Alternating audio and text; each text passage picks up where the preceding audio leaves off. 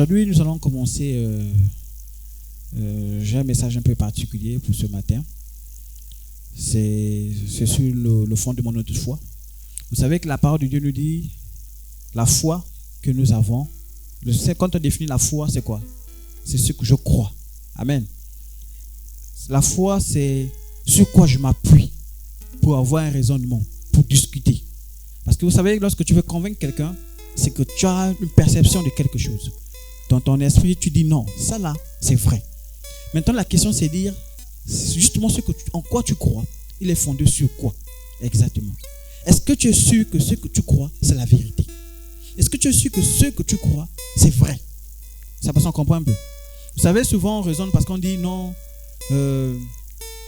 Par exemple, quelqu'un va dire Dieu, il est partout, mais Dieu, c'est aussi dans nos trucs qu'on fait au village. Vous voyez un peu? C'est-à-dire, les gens ont dit non, c'est aussi Dieu. La question, c'est de dire, tu es sûr, tu as l'assurance? Parce que c'est ça la question en fait aujourd'hui. C'est de se dire, est-ce que je suis dans la vérité? Amen.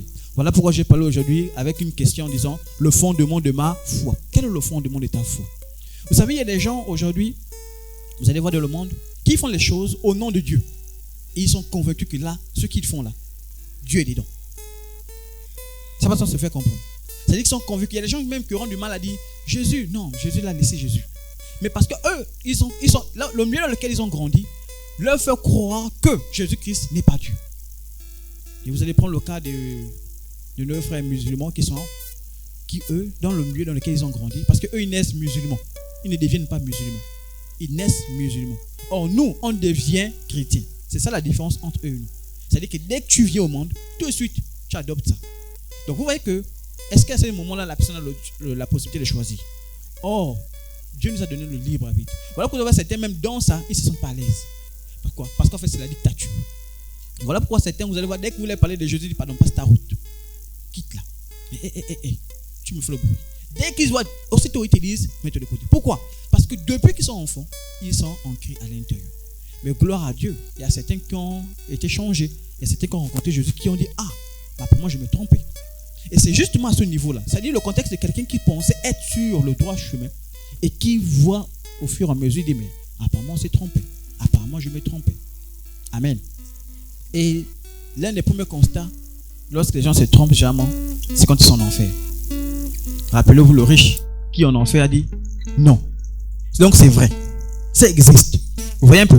C'est-à-dire que ce n'est pas là-bas qu'il faut constater. Il faut qu'on le constate sur place maintenant.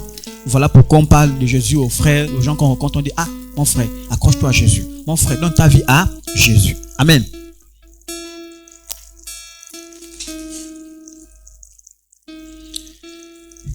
Psaume 127, à partir du verset 1, nous dit, Cantique des décrets de Salomon. Si l'Éternel ne bâtit la maison, ceux qui la bâtissent travaillent en vain. J'ai voulu prendre par ce texte-là pour nous illustrer un peu la pensée. C'est pour dire en fait que, imaginez quelqu'un qui dise, je veux construire une maison.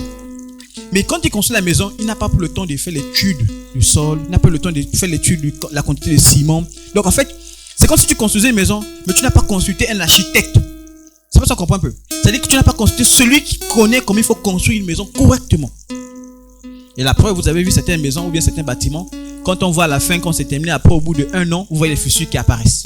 Pourquoi? Parce qu'en fait, la maison, quand on l'a construite, on l'a voulu simplement construire vite, mais il n'y avait pas un fondement. Et rappelez-vous encore cette parabole de Jésus, lorsqu'il parlait, je ne sais pas si c'est la parabole, mais lorsqu'il parlait, celui qui bâtit sur le sable et celui qui bâtit sur le rocher. On dit, celui qui bâtit sur le sable, ça va aller vite. Mais lui là, lorsque les tremblements de terre vont arriver, ça va facilement s'écrouler. Mais celui qui bâtit sur le rocher, lui là, quand les tremblements arriveront, qu'est-ce qui va se passer? Sa maison sera solide. Donc il dit, si ta maison que tu bâtis là, l'Éternel n'est pas dedans, en fait, tu es en train de perdre ton temps. C'est-à-dire, si tu pars à l'église, tu pars dans les endroits où tu pars. Si là-bas Dieu n'est pas dedans, en fait, tu es en train de perdre ton temps. Et beaucoup justement sont en train de perdre leur temps. Beaucoup sont en train de faire les choses en pensant qu'ils sont sur le droit chemin. Voilà pourquoi c'est une manière de nous interpeller. Si tu crois que tu es sur le bon chemin, frère, sœur, accroche-toi à ce chemin. Ne déroute pas. Amen. Voilà pourquoi c'est important d'être vrai avec soi. C'est important de dire, je crois que là où je suis dans une bonne assemblée. Je crois que là où je suis, on me parle vrai de Jésus.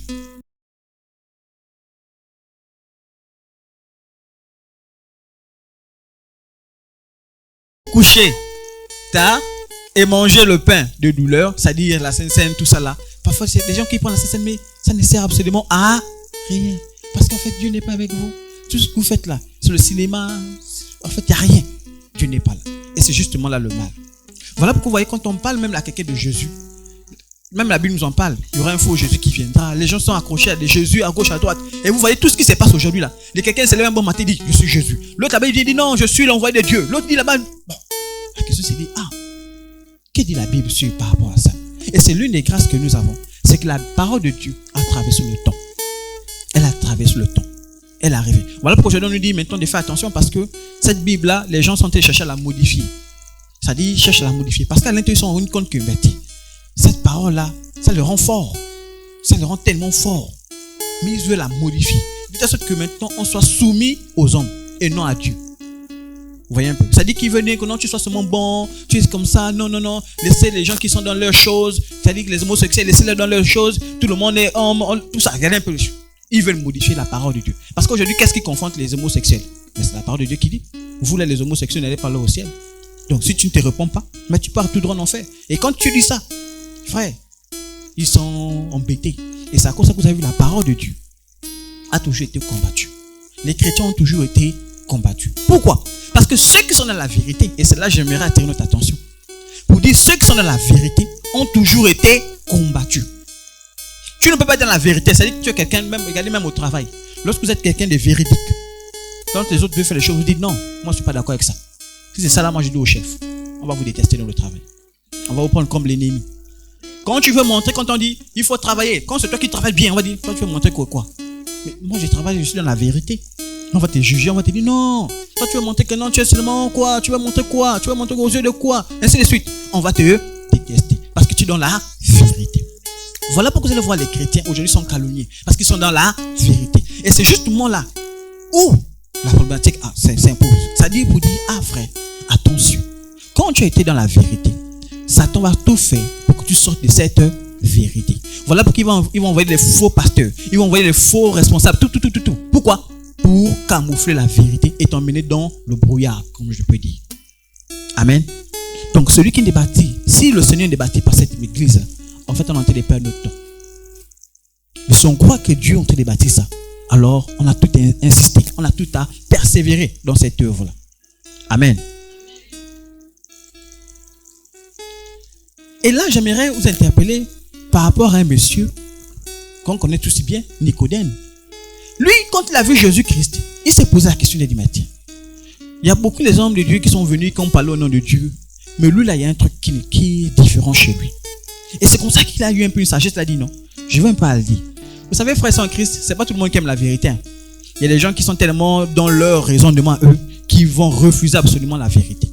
Mais lui, il a dit, lui là, non, je vais pas aller vers lui. Discuter un peu avec lui. Et c'est là où vous voyez, ceux qui ont été sages, qui ont compris, qui ont dit, là-bas on dit quand même la vérité. Tel homme, c'est un homme de Dieu. Je veux me rapprocher parce que je crois qu'en lui, il y a la vérité.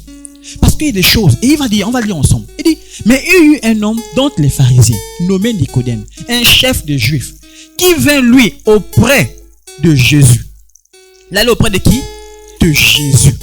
Frères en Christ, quand tu veux comprendre les choses, va auprès de Jésus. On ne va pas auprès des hommes. Nous, c'est auprès de Jésus. Il dit, de nuit, et lui dit, Rabbi, qui veut dire maître, nous savons que tu es un docteur venu de Dieu. Car personne ne peut faire ces miracles que tu fais si Dieu n'est avec lui. C'est-à-dire qu'il a contemplé, il a regardé des... Non. Lui là, quand même, on peut tout dire, ce qu'on peut dire. Mais lui là, quand je l'observe, tout ce que je vois comme il fait, forcément Dieu est avec lui. Frères et sœurs en Christ, on va pas se voler la face. Il y a des miracles, quand tu regardes, tu as même peur. Puis le miracle sort tout. Moi, j'ai vu des gens qui font des miracles. Ils mettent la main sur le visage de la personne comme ça. Après, la fumée sort. Frère, tu vas rester dans un endroit où tu vois la main, il met la main sur le visage parce que la fumée sort. Sort. Tu es dans tes dégâts. Et puis tu as dit, waouh, la puce. Jamais. Tu vois quelqu'un qui fait, ouh, il met la main au ventre aussi. Il enlève la chair qui sort. Tu dis, mais ça sort d'où la chair? Donc, vous voyez que parfois, il y a des choses. Quand tu regardes, tu dis non. De vous à moi. Vous pensez que quelqu'un vient faire des telles choses. Vous avez dit que ça, c'est des dieux. Quelqu'un qui vient, avant de venir faire apparaître des démons bizarres, tu as dit que ça c'est Dieu. Mais c'est justement là que Dieu nous interpelle. avoir le discernement, à être capable de regarder et dire, je m'étais trompé, mais ça là, c'est la vérité. Ça là, c'est le faux. Pendant tout le temps là, on a été enseigné sur le vrai et le faux évangile. On a parlé un peu les églises vraies, les églises ainsi de suite. Parce qu'il faut aussi que nous, en tant qu'église, on soit capable de discerner. C'est-à-dire dire que non, là, c'est une fausse église. Là, c'est le vrai évangile. Mais c'est à partir de quoi qu'on confronte ça? C'est à partir de la parole de Dieu. Amen. On va continuer. Jésus lui répondit, en vérité, je te le dis, si un homme n'est né de nouveau, il ne peut voir le royaume de Dieu. Il dit, si tu ne nais pas de nouveau, tu ne peux pas voir. Il n'a pas même dit aller, il a dit voir. C'est-à-dire, tu ne pourras pas savoir le royaume de Dieu. Tu ne pourras pas savoir où est le royaume de Dieu. Tu ne pourras pas. Donc, il faut quoi? Que tu naisses de nouveau. Parce que vous voyez, le païen, il n'est pas né de nouveau. Voilà pourquoi lui, il est confus. Il est à gauche, à droite, il est à gauche, à droite. Il ne comprend pas. Il ne sait pas exactement qui est vrai, qui est faux. Parce que quand tu es réellement converti, même si tu es une mauvaise assemblée, quand tu es né de nouveau, tu sauras que là, tu es dans le faux. Tu sauras. Parce qu'en montant des sons, Dieu va te révéler les choses. Dieu va te faire voir, il va te dire, regarde un peu toi-même. Ça, c'est le royaume de Dieu. Ça, là, tu vois, ça ressemble à Dieu. Il va forcément t'interpeller. Et c'est là vous voyez les musulmans qui ont rencontré Jésus. Quand ils ont rencontré Jésus, tout de suite ils se sont rendus compte qu'ils étaient dans le faux. Tout de suite ils se sont rendus compte qu'ils étaient dans le faux. Tout de suite même quand ils ont commencé à dire ça là, moi j'arrête ça, je fouille vos choses. Tout de suite qu'est-ce qui s'est passé? Ils ont été combattus. Donc frères et sœurs en Christ, c'est pour nous interpeller encore pour dire, si tu crois que tu es le vrai, accroche-toi au vrai. Maintenant fais attention au faux. Parce que le vrai, c'est en Jésus-Christ. Et là encore, en Jésus-Christ, vous avez vu, on est encore venu camoufler, on est encore venu parler de l'autre Jésus-Christ qui sort à gauche, à droite, et qui viennent faire comme une forme de touffement, comme une forme de, en fait, ils viennent comme, en fait, on va dire, étouffer Jésus, si je peux dire ça comme ça là. Le vrai Jésus. Amen. Donc c'est maintenant à nous d'avoir le discernement, de voir qui est le vrai, qui est le faux. Amen. Et donc Nicodème est venu là dire non. Toi là, quand je te regarde, non. Tu es différent. Et vous savez ce qui est merveilleux, c'est avec la parole, c'est que la parole avait annoncé Jésus-Christ depuis longtemps. Mais juste que la parole de Dieu ne précisait pas Jésus, mais parlait de Jésus sous forme de symbole, sous forme de signe. C'est-à-dire, quand on dit, quand tu verras ça, c'est lui. Quand tu verras ça, c'est lui. Quand tu vois quelqu'un qui fera comme ça, c'est lui. Or, d'autres attendent Jésus quoi? Quand même, vraiment, en fait, quand on parle un peu du peuple de Dieu, d'accord? Eux, quand s'attendaient Jésus-Christ, ils attendaient quoi? Qui viennent avec toute une royauté. C'est-à-dire qu'on arrive, c'est vraiment un descendant d'un roi qui est là. Parce qu'on disait que c'est le roi de roi qui arrive. Donc quand ils attendaient, ils disent, mais c'est pas celui qu'on attendait. Parce que dans leur perception à eux, celui qui devait arriver, voici comment il devait être. C'est parce qu'on comprend un peu. Voilà pourquoi je dis, dans le milieu dans lequel tu vis, peut impacter ta décision de marcher avec Dieu, comme aussi impacter de ne pas suivre Dieu. Parce que tu as un raisonnement, tu as une manière de penser. Et on va voir à la suite les gens qui pensaient que ce qu'ils faisaient, c'était de Dieu. Mais c'est à la fin qu'ils ont été confrontés par Dieu. Ils se sont dit, ah mais tiens, je me trompais énormément. Amen. Celui qui vient d'en haut, donc c'est la suite, je suis juste allé vers la fin. Celui qui vient d'en haut est au-dessus de tous. Celui qui est de la terre est de la terre. Et qui parle comme étant de la terre. Celui qui vient du ciel est aussi de tous. Il rend témoignage de ce qu'il a vu et entendu et personne ne reçoit son témoignage. Celui qui a reçu son témoignage a certifié que Dieu est vrai. C'est-à-dire que c'est par le témoignage que tu sauras si réellement celui-là, il est de Dieu ou celui-là, il est de la terre. C'est-à-dire si celui fait les œuvres de la chair, les œuvres des hommes, tu sauras. Mais c'est pas quoi? C'est par son témoignage. Vous savez, frères et sœurs en Christ, on peut tout dire, mais quand tu observes bien, tu prends le temps d'examiner. Je suis sûr qu'ici dans l'église, vous avez eu peut-être le temps même de m'observer. De dire que, lui là, est-ce que c'est un vrai pasteur? Est-ce que c'est un faux pasteur? Est-ce que vraiment il est appelé de Dieu? Vous avez forcément eu le temps de discerner, de voir. Et en fonction de ce que vous avez vu, vous allez dire, je prends position par rapport à ce qu'il dit. Et ce qui fait en sorte que, vous allez voir souvent certains élèves, quand je discute souvent avec eux, quand ils savent que vous êtes un monsieur correct, juste, quand tu conseilles, ils prêtent attention à ce que vous dites. Pourquoi? Parce qu'ils savent que lui là, non, c'est un monsieur juste. Mais imaginez quelqu'un que vous savez c'est un voleur, un bandit, un voyou. Il vient vous conseiller, il va dire, pardon, passe ta route, quitte. Pourquoi? Parce qu'il estime que vous avez un témoignage qui n'est pas digne. Et donc, du coup, il ne va même pas prêter attention à ce que vous dites. Il ne va pas prêter attention à ce que vous êtes en train de faire. Voilà pourquoi vous voyez la rigueur que nous, quand on est enfant de Dieu, on est obligé d'être rigoureux avec nous-mêmes. C'est-à-dire que, comme la Bible dit, Tout est permis, mais tout n'édifie pas. C'est à ce moment que tu comprends, dire, ah, je peux m'habiller comme ça. Mais à cause du témoignage que j'ai, je suis obligé de changer ça. Je suis obligé de me changer l'habillement. Pourquoi? Parce que je dois véhiculer un autre message. Celui de la pudeur, celui qui marche dans la sainteté, celui qui marche correctement. Amen. Mais si tu vois un chrétien, et c'est là, c'est dommage. C'est dommage, parce que tu vas voir un frère, une soeur, m'habiller, pas correct. Après tous, on dit, mais on est tous des dieux, non? On prie tous. Mais le problème, c'est que celui qui t'observe là, il prend ton témoignage. Il s'est dit que donc, je peux être à l'église et faire ma vie comme je veux. Je peux être à l'église et boire le vin. Je peux être à l'église et faire comme je veux. Parce qu'il observe quelque chose. Et vous imaginez ces enfants qui grandissent dans ces milieux. Aujourd'hui, vous voyez un peu les enfants qui sont là. Souvent, quand on part à l'église, quand on veut aller, tout le monde à l'église. Parfois, ils ne comprennent même pas pourquoi on part à l'église. Mais comme c'est la dictature à la maison, on est obligé de dire, on part à l'église. Mais il va arriver un moment donné, eux-mêmes feront leur propre choix. Parce que, quand on ne le veut pas, on ne force pas. Parce que c'est où j'ai dit que non, on ne force pas quelqu'un à devenir chrétien. On devient chrétien.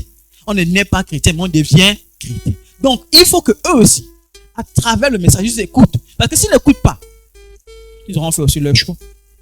Le parent lui fait tout ce qui est à son pouvoir pour faire que l'enfant écoute la parole. Pour que son enfant soit au contact de la parole. Mais après le reste, quelqu'un disait, tu peux prendre l'âne, tu l'amènes jusqu'à la rivière. Mais pour boire l'eau là, c'est l'âne lui-même qui doit boire. Tu ne pourras pas prendre l'eau et mettre dans sa bouche. Il n'y a que lui-même qui prendre l'eau et commencer à boire. Donc tout ce que l'on peut faire comme parents, c'est emmener les enfants vers la parole, les mettre au contact de la parole. Maintenant la parole là, ça veut maintenant de s'en emparer. Ça veut maintenant de faire cette parole là, ceux qui ont compris. Amen.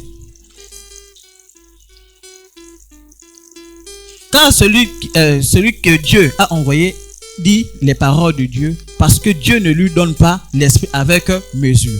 Le Père aime le Fils et il a remis toutes choses entre ses mains.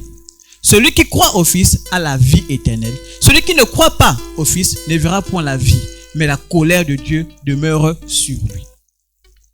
Frères et sœurs en Christ, la parole de Dieu nous interpelle pour dire, vous savez, quand on dit celui qui a le Fils, ça dit qu'il faut que je m'accroche totalement à Dieu.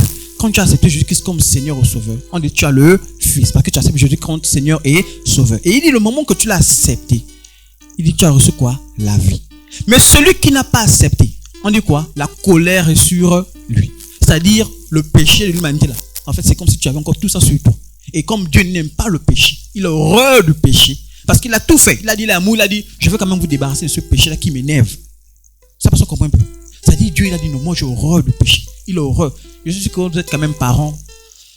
Et c'est qu'en tant que parents, vraiment, c'est à cause que je comprends quand Dieu dit, il nous a créé à son image. Parce qu'il y a des choses qu'on fait que Dieu nous a données. En fait, on réfléchit parfois comme Dieu. C'est-à-dire, quand tu as des enfants, il y a des choses que tu n'aimerais pas voir tes enfants faire. On est tous d'accord. Il y a des choses, tu aimerais voir tes enfants se comporter d'une manière droite. Tes enfants, ils laissent le désordre. Tu vas dire, un parent va dire, moi je veux que tu fasses l'école. Quand tu fais l'école, je suis content. Mais dès que tu ne fais pas l'école, non. Tu vois, tu es fâché. Tu dis, mais ça c'est quoi, c'est ça. Parfois même tu as des cadeaux à donner, mais tu dis, je ne vous donne pas. Pourquoi? Parce que tu ne fais pas. Mais c'est la même chose avec Dieu. Dieu nous aime. Il a horreur des enfants qui vont dans tous les sens. Voilà pourquoi il dit, quand tu fais ça, il est fâché contre toi. Mais dès que tu as accepté Jésus-Christ comme Seigneur et Sauveur, il dit, waouh, voici mon enfant. Voilà, il est là. Voilà pourquoi on dit, quand tu acceptes Jésus-Christ comme Seigneur et Sauveur, c'est une grande fête là-haut, au ciel. Il y a une grande fête. Les gens sont dit, oh, il y a quelqu'un qui est venu, il y a quelqu'un qui est... Le nom est écrit dans le livre de vie. Amen. Et donc le Seigneur, il est content. On va continuer. Ecclésiaste 8, à partir du verset 17, nous dit, j'ai vu toute l'œuvre de Dieu. J'ai vu que l'homme ne peut pas trouver ce qui s'est fait sous le soleil. Il a beau se fatiguer à chercher, il ne trouve pas. Et même si le sage veut connaître, il ne peut pas trouver. L'homme ne peut rien trouver sans Dieu. Tout revient de la révélation du Seigneur. Amen. C'est-à-dire, on dit, même les sages, c'est-à-dire ceux qui se disent intelligents, auront beau faire tout ce qu'ils veulent. Ils sont même allés, ils ont dit, ils vont créer la vie. On dit, ah, la vie, vous pouvez créer la vie. La vie que Dieu a créée, vous pouvez créer la vie. La seule chose qu'ils ont réussi à faire, c'est créer les robots. Les robots, les téléphones qu'on utilise, tout, ce sont des robots. C'est-à-dire que c'est là, ça marche. Tu peux paramétrer ton robot, ton téléphone pour dire, réveille-moi à telle heure. Le robot va l'heure, il te réveille. Mais c'est un robot. C'est un robot. Et aujourd'hui, il faut créer même des robots, maintenant, humanoïdes. Hein, c'est comme ça qu'ils appellent ça, hein, si je ne me trompe pas. Ça dit humanoïderie. Ça dit qu'ils mettent déjà la forme humaine, ils marchent comme les humains, ils pensent. Mais on a intégré quelque chose à l'intérieur. Et ça, vous comprenez l'intelligence artificielle qu'on a mis en place. Mais, frères et sœurs, que je ne vous cache pas, l'intelligence artificielle, c'est un piège. C'est pour manipuler l'humanité. Ça dit, telle sorte que, en un clic, je dis, tac, il a cherché lui-même. Hein, ça dit que l'intelligence artificielle, donc les téléphones là, ça dit, pendant que vous êtes même en ligne, ils sont en train de vous voir. Tu es là, tu es connecté au réseau. Tu es en train de prendre le téléphone comme ça. Ta caméra qui est ici là, on est en train de te voir. Ça dit, facilement, on peut savoir ce que tu es en train de faire. Voilà pourquoi les hackers, moi je suis vu souvent certains films. Et souvent je m'interpelle quand même, je dis, pourquoi ils font ça? Il prend son écran, il met un papier là, il met notre papier ici pour camoufler. Mais c'est un gros hacker, hein. Vous savez, les hackers, c'est les gens vraiment qui sont des cybersécurité, tout ça là. Ils marchent, ils savent. Hein. Il y a des gens, vous allez voir, ils ne vont jamais avoir une vie sur Facebook. Jamais. S'il met sur Facebook une photo, qu'il a même créé lui-même, il se fait à partir de ça. C'est que tu ne pourras savoir qui il est, où il est, il vit comment, il vit avec qui. Or, malheureusement, les chrétiens de nos jours là, Facebook, on publie tout. WhatsApp, on publie tout. Tu prends tout, tu balances. Tu prends tout, tu balances. On te connaîtra. Et c'est comme ça que certains sont esclaves. Parce qu'en fait, comme là-bas tu dis ce que tu aimes, mais on utilise ce que tu aimes là pour t'avoir, non? Je suis allé un jour acheter des vêtements. Et c'est là que j'ai compris. Il dit, le vendeur qui vendait les vêtements. J'ai dit non, je veux ça. Il a donné un prix là, j'ai dit non, c'est trop cher.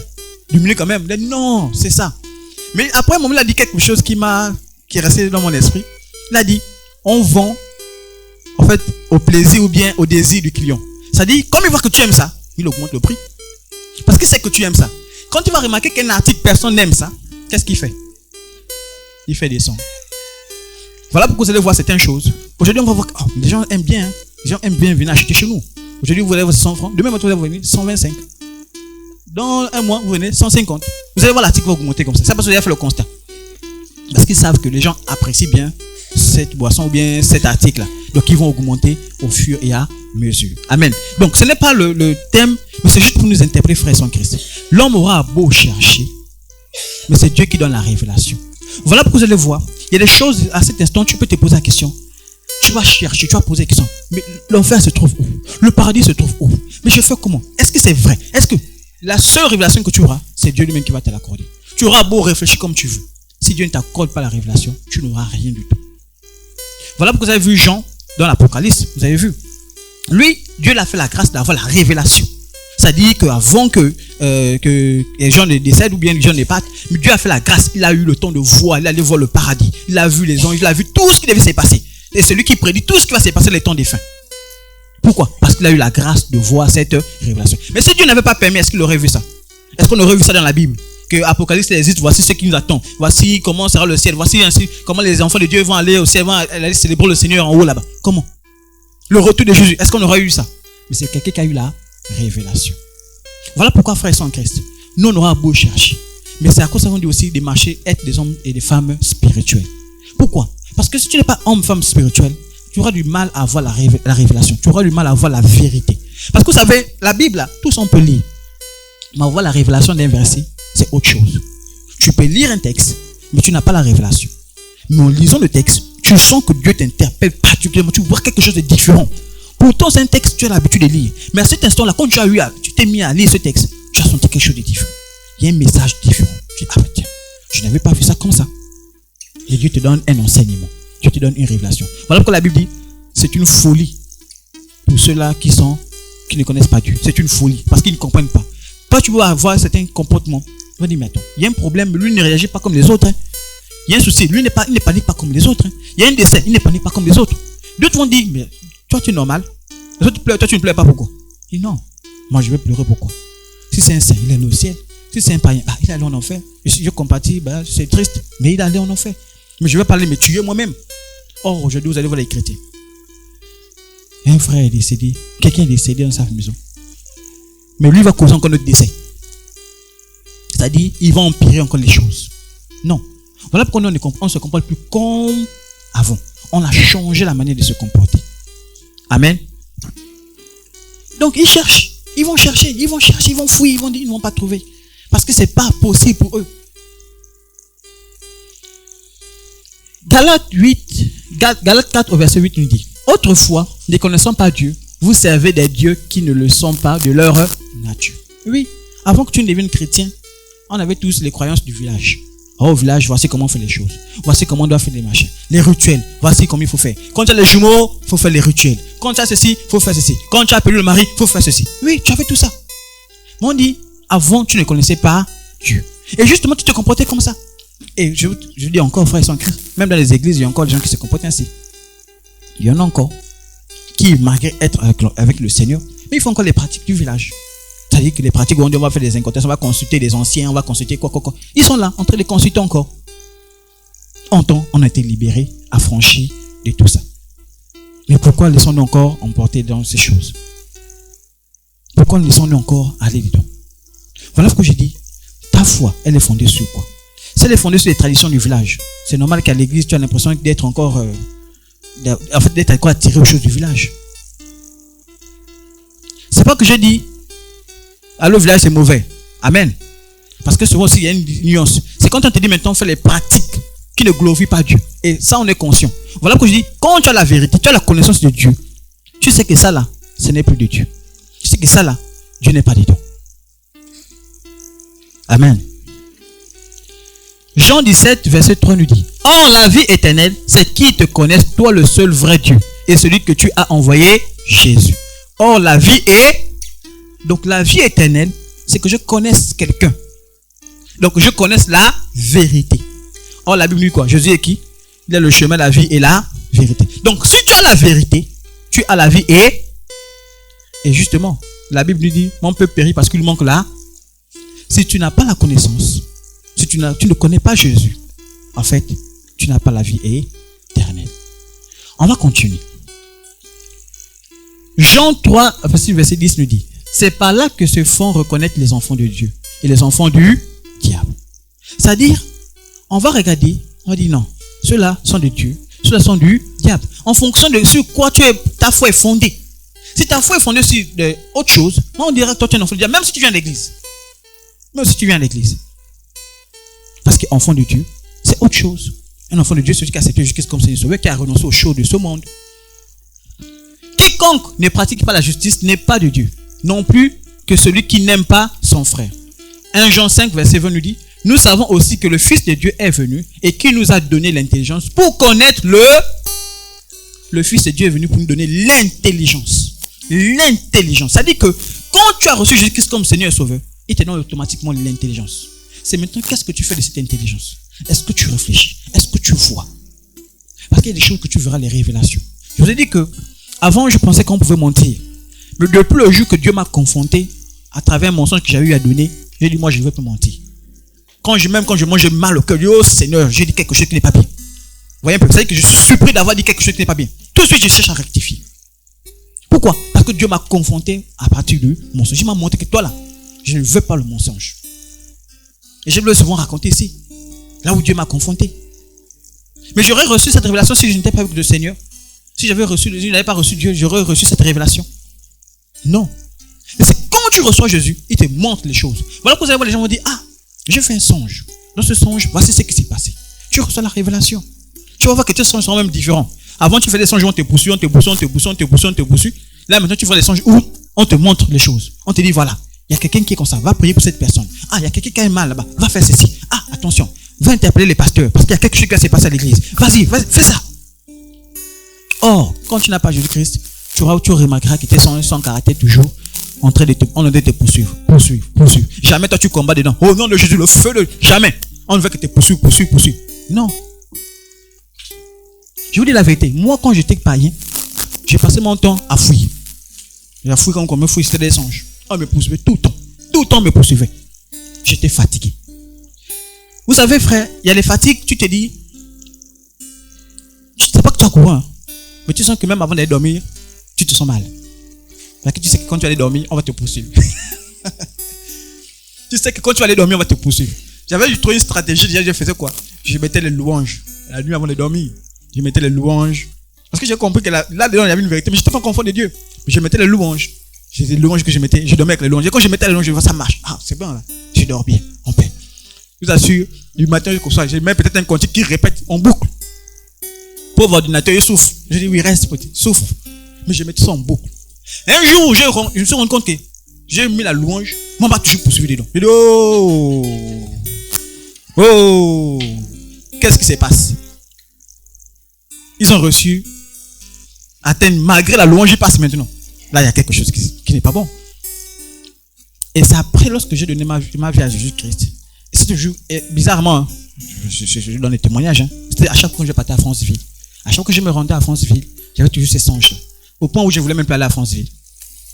C'est-à-dire, tu vas aller, tu sens que tu ne veux plus aller. Parce que tu dis non. À chaque fois que je pars là-bas, je suis toujours poursuivi. Après, j'ai compris. Parce que j'ai eu les témoignages après, les révélations qui sont sorties. Hein. Les révélations, hein, quand je dis des révélations qui sont sorties, pourquoi me poursuivre? Pourquoi il y avait toutes ces choses-là? Parce qu'effectivement, dans notre famille, chaque année, il fallait que quelqu'un décède. Et à chaque fois, on me cherchait. On me cherchait. Et vous savez, dans les songes, parfois, vous avez atteint un niveau là où parfois, quand on te pousse, tu t'envoles. Boum. Tu fais tchoum. Bon, bref, ça, c'est les détails. Amen. Mais c'est lorsque j'ai donné ma vie à Jésus-Christ, en 2013, à l'université des sciences et techniques de Masuku, lorsque j'ai donné c'est un frère qui m'a fait accepter Jésus-Christ, mes songes ont commencé à changer. C'est-à-dire, même la manière dont je voyais le monde était différente. C'est-à-dire, je pouvais voir quelqu'un, je sentais en lui la tristesse.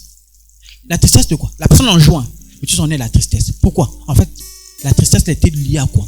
En fait, la personne était perdue. La personne allait en enfer. Et son âme souffre. Vous savez que parfois on s'est dit que non, tu peux être là physiquement, tu es bien. Mais au fond de toi, tu souffres. Au fond de toi, tu es triste. Au fond de toi, tu es torturé. Au fond de toi, tu es même en prison. J'arrivais à percevoir ça. Mes songes ont commencé à changer. Un moment, je marche, je suis dans le bus. Je commence à voir les maux de tête. Je dis, c'est les maux de tête à surtout. Le même jour que je vous assure, je me suis converti. J'ai mis la main, je dis, au nom de Jésus, maux de tête, tu t'en vas. J'ai enlevé la main, c'est parti. Je dis, waouh. Je dis que tu existes. J'ai commencé à avoir la révélation. Le dommage que j'ai eu, c'est que lorsque je me suis converti, je n'ai pas trouvé une bonne assemblée. Tout de suite. J'ai eu du mal à m'accrocher à Dieu. Je n'ai pas reçu des enseignements. Du coup, vous connaissez la suite. Quand tu n'es pas enseigné, quand tu vis la vie chrétienne seule, tu retournes dans les vieilles habitudes. Tu retournes dans le monde. Voilà pourquoi on dit, quand tu es converti, cherche une assemblée. Ne reste pas comme ça. Voilà pourquoi il faut encourager les gens. Quand tu vois quelqu'un qui dit, je sais le Seigneur, tu es dans une assemblée, il te dit non, tu ne peux pas rester comme ça. Parce que si tu restes comme ça, tu seras perdu. Cherche une bonne assemblée et vas-y dans cette assemblée-là. Amen. La vie chrétienne, quand on dit on reste chacun chez soi, non, c'est faux. Ça ne marche pas. Tu ne pourras pas t'en sortir. Il te faut un endroit où tu te redonnes des enseignements. Et ça, c'est ces enseignements qui te feront un fondement, qui te permettront de rester solide. Parfois, on a tendance à dire, ouais, l'église, on donne toujours les mêmes habitudes, les mêmes trucs de tous les jours là. Ouais, les mêmes trucs de tous les jours là. Mon frère, c'est les mêmes trucs de tous les jours là qui vont te permettre de rester solide. Parce que tu es une église, les mêmes trucs de tous les jours là, tu vas te perdre. Ah non, je ne pars pas à l'église aujourd'hui. Mon frère, tu vas te perdre. Va accepter, va prendre les mêmes trucs de tous les jours là. C'est pas grave, prends ça. Tu vas évoluer avec. Amen. Donc, tu comprends le vrai et le faux. Jacques 1, verset 21 nous dit, c'est pourquoi, rejetant toute souillure et tout excès de malice, recevez avec douceur la parole qui a été plantée en vous et qui peut sauver vos âmes. La parole qui peut sauver nos âmes. Mettez en pratique la parole et ne vous bornez pas à l'écouter, en vous trompant vous-même par de faux raisonnements. On a parlé ici la dernière fois des faux raisonnements, non? Ce qui était là le mardi. On a parlé de faux raisonnements. On a dit, les gens qui ont toujours des raisonnements pour dire, non, laissez Dieu. Je dis que moi j'avais un faux raisonnement là. Dans la Bible, que non, l'homme peut avoir 2 femmes. C'était ça mon faux raisonnement. Je marchais avec ça, je dis, non, mais tu ne vois pas Jacob, il a eu 2 femmes, non? Alors, donc c'est bon. Donc tu peux savoir 2 femmes. Et généralement, c'était lui que je m'appuyais. Celui que je m'appuyais bien. Je dis, non, la soeur en Christ, c'est pas que lui, il a quel problème? Il dit, oui, 2 femmes. Vous voyez un peu? Mais c'est après, j'étais confronté. Je suis allé à l'origine. À l'origine. Parce que Jacob, là, c'est pas l'origine. Je suis à l'origine. L'homme quittera son père et sa mère, s'attachera à une seule femme. S'attachera à une seule femme. Pas à 2 femmes. Une seule femme. Et Dieu dit, les choses là arrivées là, c'est parce que le cœur de l'homme est comment? Mauvais. Parce que Jacob, à la base, lui ne voulait pas prendre 2 femmes. Lui voulait une seule femme. C'est les hommes autour qui ont été méchants, qui l'ont piégé. Et c'est comme ça qu'il s'est retrouvé avec 2 femmes. Or, lui, à la base, c'était une femme qu'il a choisie. Donc, c'est le cœur de l'homme qui est méchant. Voilà pourquoi il faut qu'on sente notre cœur. Il faut qu'on enlève la méchanceté de notre cœur. Amen. Car quiconque écoute la parole et ne la met pas en pratique, il est semblable à un homme qui regarde dans un miroir son visage naturel. C'est-à-dire, tu es naturel, quoi. Tu es simple. Parce que tu ne peux pas dire que tu es un homme de Dieu, tu es spirituel et tu te vois encore pareil. Non. Voilà pourquoi il ne faut pas se voir pareil. Quand tu as accepté Jésus-Christ comme Seigneur, tu es différent. Tu es différent. Tu es une autre personne. Tu n'es plus la même personne. Donc quand tu marche en disant, moi je suis un homme de Dieu, je suis une femme de Dieu. Je ne suis plus pareil. Et comme je ne suis plus pareil, il y a des choses quand on me dit, non, ça là, enlevez-moi ça. Ça là, ça ne me ressemble plus. Parce que mon identité, déjà, ma nouvelle identité ne me permet pas d'avoir ce genre de vie. Amen. Maintenant, on va passer à une autre étape. Je vais vous donner un exemple de quelqu'un qui croyait qu'il était dans le vrai. Qui croyait qu'il faisait les choses correctement. Et parfois, justement, vous allez voir les gens. Les gens, vous allez voir, il y a plein d'églises. Hein. Vous êtes d'accord avec moi, non? Avec beaucoup de titres et les noms. Et la question c'est dit, est-ce qu'ils sont dans le vrai? Parfois, ils sont convaincus. Quand tu vas même les prêcher l'évangile, dis, mon frère, laisse-moi ça. Ils sont convaincus dans le cœur que là où je suis dans le vrai. Saul a peut-être aussi assisté au procès. Donc, on parle de l'apôtre Paul, qui à l'époque s'appelait Saul. C'est bon? Il était présent à la mise à mort d'Étienne. Donc, celui qui était là. À un moment, il a commencé à torturer. On dit, Paul poursuivait sans pitié les disciples de Christ, croyant agir au nom de Dieu. Il pensait que tout ce qu'il faisait là, il agissait au nom de Dieu. Le vrai Dieu.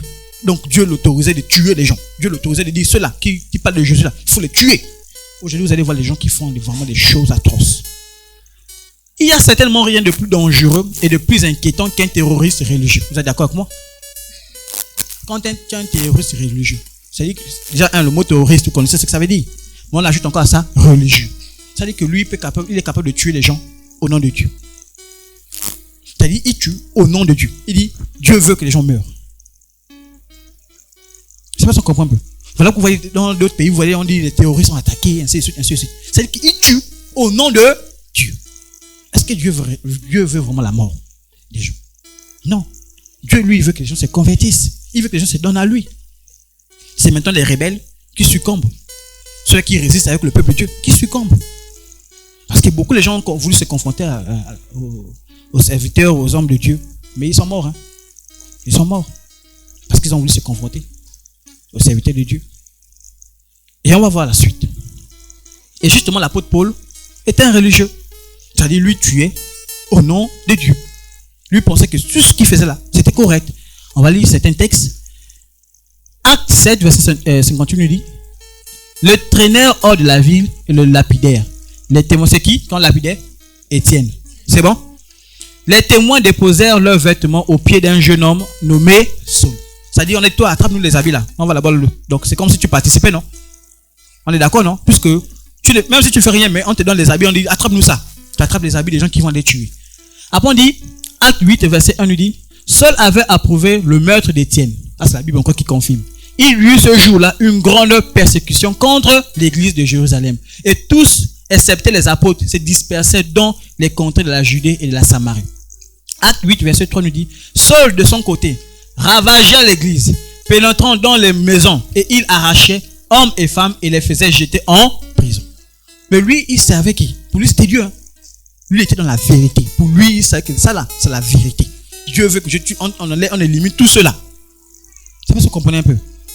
Voilà pourquoi je dis, frère, là où tu as grandi, va impacter tes décisions. Là où tu as grandi, tu penseras que tu es dans le vrai. Si tu as grandi dans les traditions, les choses que tu as vues là-bas, tu as dit non. Là-bas, c'est Dieu. Dieu est là-bas. Non, Dieu est là-bas. C'est comme ça que les gens marchent. Oh non, vos histoires que vous racontez là, c'est pas Dieu. Laissez ça. Dieu est là-bas dans les traditions. Dieu est là où on fait le njobi, les quoi. Dieu est là-bas, dis donc. Ah. Mais lui aussi, il était dans la même chose. C'est bon? On peut avancer? Cependant, Paul, respirant encore la menace, le meurtre contre les disciples du Seigneur, s'est rendu chez le souverain sacrificateur. On dit, il respirait quoi? Donc vous imaginez quelqu'un qui respire l'envie de tuer les gens. C'est-à-dire que lui, il pense tuer. Il dort tuer. C'est-à-dire que lui, il cherche à faire des stratégies. Et il a dit quoi? Il part voir les grands chefs. Il part voir les grands chefs pourquoi? Lui demanda des lettres pour les synagogues et de Damas, afin que s'il trouvait des partisans de la nouvelle doctrine, hommes ou femmes, il les amenait liés à Jérusalem. Donc il allait demander l'autorisation, comme je viens de voir le président. Président, on doit, vous allez voir ça après. Peut-être que vous n'avez pas vu hier pour les églises là. Récemment, on a dit, raison seulement des églises. Vous pensez que le président vraiment là quelque à voir avec ça? C'est les gens qui sont forcément allés dire là-bas. Non, il y a trop les églises bizarres, il y a trop les églises, on ne veut pas les églises qui font les choses flou. Il faut faire un recensement de toutes les églises. Ah oui. On va commencer. Recensement de toutes les églises, recensement de tous les pasteurs. Ceux qui n'ont pas fait les écoles bibliques là, vous là, on vous met de côté. Tu n'as pas le droit d'enseigner. Mais qui vient mettre tout ça là? C'est les gens derrière. Comme aussi ils ont les écoles à eux, ils veulent que les gens passent aussi payer. Parce que vous assure, les écoles bibliques aujourd'hui, le prix ne fait qu'augmenter. Hein. Comme ça que les gens ont besoin d'être enseignés, édifiés. Mais ça ne fait qu'augmenter au fur et à mesure. Donc ils vont maintenant imposer. Vous là, allez, passez. Parce que quoi? On veut gagner quelque chose derrière. Il tomba, non, j'étais où? Comme il était en chemin, il approchait de Damas. Tout à coup, une lumière venant du ciel resplendit autour de lui. Maintenant qu'il partait pour éliminer le peuple de Dieu, on dit pendant qu'il marchait pour aller éliminer le peuple de Dieu, soudainement une lumière apparut. Quelque chose se passe. Il tomba par terre et il entendit une voix qui lui disait: Saul, Saul, pourquoi me persécutes-tu? Il répondit: Qui es-tu, Seigneur? Et le Seigneur lui dit: Je suis Jésus que tu persécutes. Il te serait dur de retomber contre les aiguillons. Et c'est comme ça que Jésus-Christ l'apparaît pour dire: Tu persécutes mon église. Pourtant il disait il fallait des choses pour Dieu, non? Mais il a été confondu. Donc toi, tu persécutes mon église. Et c'est comme ça que Jésus-Christ l'apparaît. Pourquoi tu me persécutes? C'est comme ça qu'on dit: quand tu fais du mal à un enfant de Dieu, en fait c'est pas à l'enfant là que tu fais même du mal. Tu es en train de chercher toi-même Dieu. En fait c'est comme si tu faisais du mal à Dieu lui-même. Voilà pourquoi il a dit: laissez, c'est à moi la vengeance. Laissez-moi, je gère ça moi-même. C'est moi qui vais régler ça. Là, vous avez les disciples de Dieu, Jésus là-bas, ont-ils attaqué? Non, hein. Ceux qui attaquaient ici, c'était quoi? C'est-à-dire que eux, ils attaquaient, mais eux, ils fouillaient seulement. Mais qui est venu riposter? C'est Jésus-Christ lui-même qui est venu riposter. C'est Jésus-Christ lui-même qui est venu riposter. Voilà pourquoi les combats contre les hommes, non, laissez. On prie excellemment. Tu dis Dieu lui-même va régler son... Voilà pourquoi je dis, quand quelqu'un endure son cœur pour dire qu'il veut faire du mal à des enfants de Dieu, lui-même il court ses problèmes. Rappelez-vous, Pharaon, il a eu quoi? La même chose, non? Pharaon a subi la même cause. Pharaon a dit que non, le peuple ne parte pas. Il a été confondu lui-même par Dieu. Dieu lui a donné des avertissements. Ah, si tu ne laisses pas, regarde ce qui va commencer tard. Les 10 plaies en question. Tu ne laisses pas, jusqu'à ce que son premier fils est parti. Il a dit, mais tu es têtu. Je te dis, laisse. S'il a même encore insisté, juste que lui-même devait mourir. Mais la preuve, quand il a insisté, il a fait quoi? Il allait mourir. Parce qu'il a poursuivi le peuple d'Israël jusque dans la mer. Il a été englouti par les eaux. Parce qu'il a été têtu. Donc, frères en Christ, quand quelqu'un veut vous combattre, il dit, mon frère, il n'y a pas de problème. Si c'est vrai ce que tu dis, gloire à Dieu. C'est que je me suis trompé. Mais si c'est faux, tu es en danger. Voilà pourquoi on voit souvent la prière même des saints. Lorsque quelqu'un leur fait du mal, il dit: Seigneur, pardonne-leur, car ils ne savent pas ce qu'ils leur font. Étienne l'a fait quand il a été lapidé. Il a dit: Seigneur, pardonne-leur, laisse, parce qu'ils ne savent pas ce qu'ils sont en train de faire. S'ils savaient, il devait même trembler avant de lever le cahier, il devait même trembler pour dire: je vais taper le front de Dieu comme ça là. Vous imaginez, on te dit que Dieu lui-même, tu veux taper son enfant. Frère, on va pas se voir la face. Imagine quand on te dit ça, c'est l'enfant d'un monsieur là, il est costaud, fort. Tu vas toucher l'enfant là. Non, tu vas dire quand même, jamais. Je vais pas chercher des problèmes. On comprend un peu, non? Mais on te dit, lui là, c'est pas un homme costaud comme Goliath. Non, lui il est au-dessus de tout ça là. Tu veux toucher son enfant. Si tu connaissais, tu ne devais pas faire. Mais comme ils ne connaissent pas, ils font. Voilà pourquoi je dis, quand tu n'as pas la vérité, tu feras les choses en pensant que c'est bien. En pensant que tu fais les bonnes choses. En temps, tu as été trompé. Il dit, Jésus que tu persécutes. Tremblant et saisi de foi. C'est qui tremblait? L'apôtre Paul. Il tremblait maintenant. Parce qu'il a compris que je me suis trompé. Il tremblait. Voilà pourquoi ceux qui persécutent l'église, le jour qu'ils sont confrontés à Jésus, ils sont saisis d'une peur. Parce qu'au début, effectivement, quand tu vois, tu dis, oh, donc je me trompais comme ça là. C'est l'enfer que je partais. Il dit, Seigneur, que veux-tu que je fasse? Maintenant, lui qui demande, pardon, je dois faire quoi maintenant? Dis-moi ce que je dois faire. Le Seigneur lui dit, lève-toi, entre dans la ville et on te dira ce que tu dois faire. Les hommes, les accompagnés avec lui étaient stupéfaits. Ceux qui l'accompagnaient autour de lui là, comme j'ai montré un peu l'image, ceux qui sont autour là. Eux ne comprenaient rien. Il n'y avait que lui qui voyait ce qui s'est passé. Il dit, ils entendaient bien les voix, mais ils ne voyaient personne. Mais ils n'entendaient pas avec qui? Qu'est-ce qui se passe? Parce qu'il n'y a que lui-même qui a vécu ça. Parce que c'était lui le monsieur qui était au centre. C'est lui qui activait les choses pour dire allez attaquer. C'est lui qui motivait. Celui qui partait voir les gens là-bas pour dire donnez-moi les autorisations, quoi, on va les attaquer. Amen. Et c'est comme ça qu'on te l'a dit, verset 15, acte 9 toujours. Mais le Seigneur lui dit, va, car cet homme, donc il envoyait à Damas, Ananias, autant pour moi, aller voir l'apôtre Paul pour prier avec lui, pour dire non, il a accepté, c'est fini. C'est un instrument que j'ai choisi maintenant. Il ne va plus vous persécuter. Il va plutôt servir le Seigneur. On dit, Ananias sortit et lorsqu'il fut arrivé dans la maison, il imposa les mains à Saul en disant, Saul, mon frère. C'est bon, ça va comprendre un peu aussi la transition. Quelqu'un qui était ennemi. Ananias qui allait voir Saul, il l'appelait comment? Mon frère. Il n'a plus regardé tout ce que Paul avait eu à faire. Il n'a pas regardé ça. Voilà pourquoi on dit quand on est devenu enfant de Dieu, on ne regarde plus le passé de l'autre. Même si tu as appris que l'autre était une prostituée, était un homosexuel, dès qu'il a accepté Jésus-Christ comme Seigneur, tu vois que c'est vrai. Tout de suite, tu le considères comme un frère, comme une sœur. Tu ne regardes plus le passé. Voilà pourquoi arrêtons de juger les autres. Oh non, lui là, c'était ceci. Non, il n'est plus ceci. Il est maintenant enfant de Dieu. Amen. Il dit, seul mon frère, le Seigneur Jésus qui t'est apparu sur le chemin par lequel tu venais, m'a envoyé pour te recouvrir, pour que tu recouvres la vue et que tu sois rempli du Saint-Esprit. Au même instant, il tomba de ses yeux comme des écailles et il recouvrit la vue. Souvent pour le symbole des écailles là, comme quelqu'un qui voit maintenant. C'est-à-dire le symbole du fait qu'il est passé quelqu'un qui ne voyait pas à quelqu'un qui voit. C'est-à-dire qu'il a vu déjà la vérité. Avant il pensait voir bien, mais à cet instant-là, il a vu maintenant la vérité. Il voyait maintenant bien. Et on ajoute à la suite, on dit quoi? Au verset 20, on dit, aussitôt, il prêcha dans les synagogues que Jésus-Christ est le Fils de... Celui qui disait d'abord que ce n'est pas le Fils de Dieu là. C'est maintenant lui qui prêche que c'est le Fils de Dieu.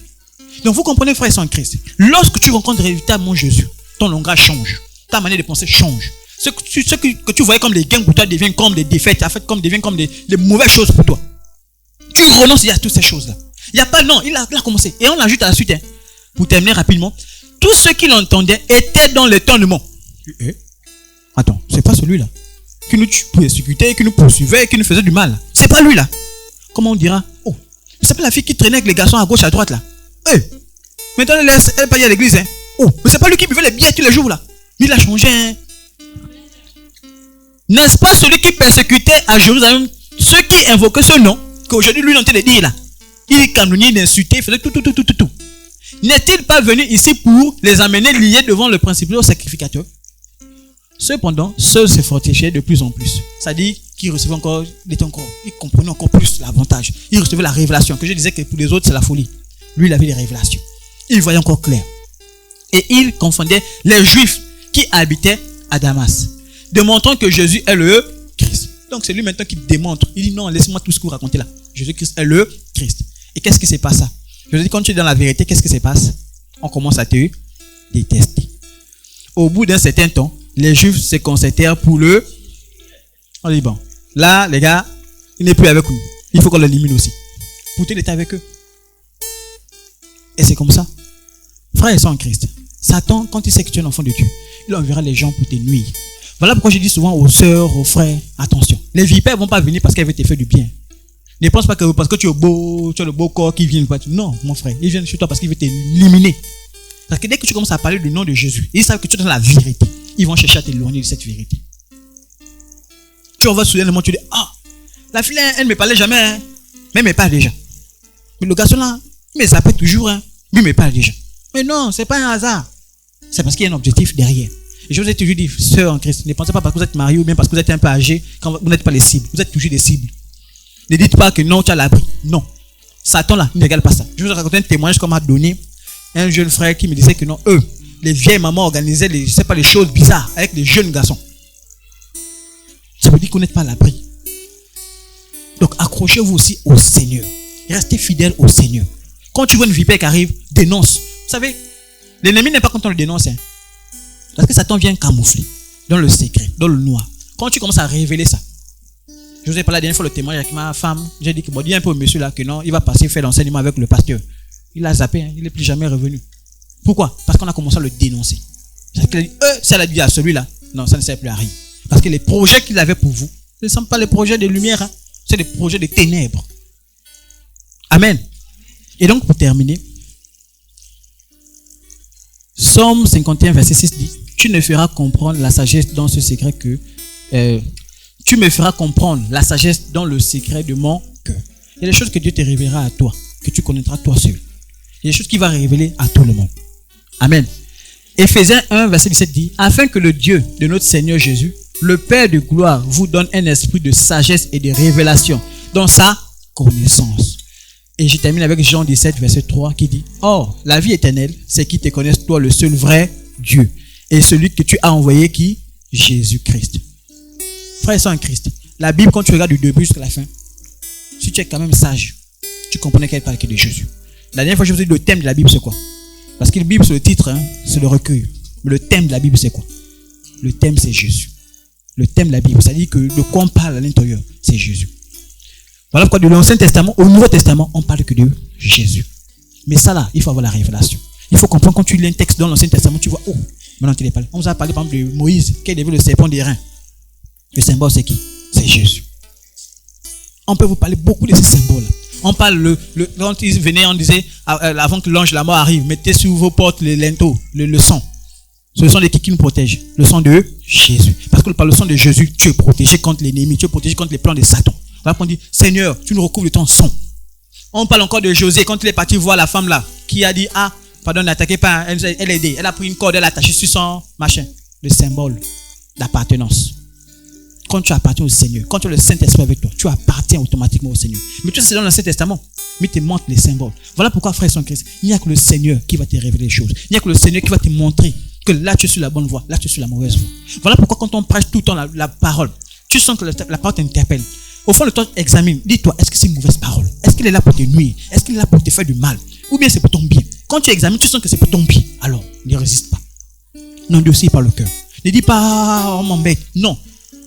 Ne dis pas, oh non, la parole de Dieu m'embête. Non, c'est pas la parole de Dieu qui veut pas ton péché de vivre. Non. La parole de Dieu vient te préserver des voies mauvaises de Satan.